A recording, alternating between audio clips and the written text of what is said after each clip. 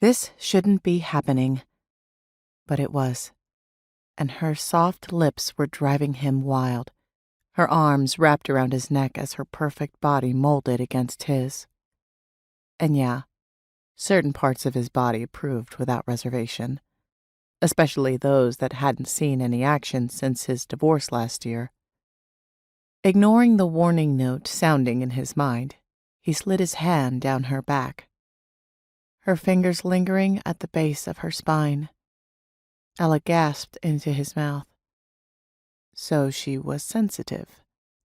He stored that information away and kissed her harder, desperately trying to ignore the fact that he was too old and too jaded for her. She didn't seem to care, though. Her fingers caressed the skin at the edge of his hairline, sending a pulse of need through him. It has been way too long, and he was too on edge, and this needed to stop. Not least because they were in a bar. Reluctantly, he kissed her softly, then pulled back. Her eyes were trained on his, dark and sparkling. She let out a long breath, and he could feel her breast brush against his chest. "Let me take you to dinner," he murmured, because he didn't just want to kiss her.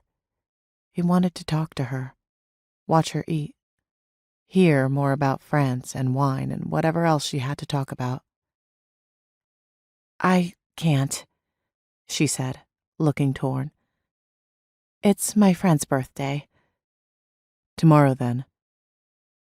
He was supposed to fly back to London tomorrow night, but he could change his ticket. Flying back on Sunday would be fine. She was worth it. "I leave tomorrow morning." She sounded sad about that.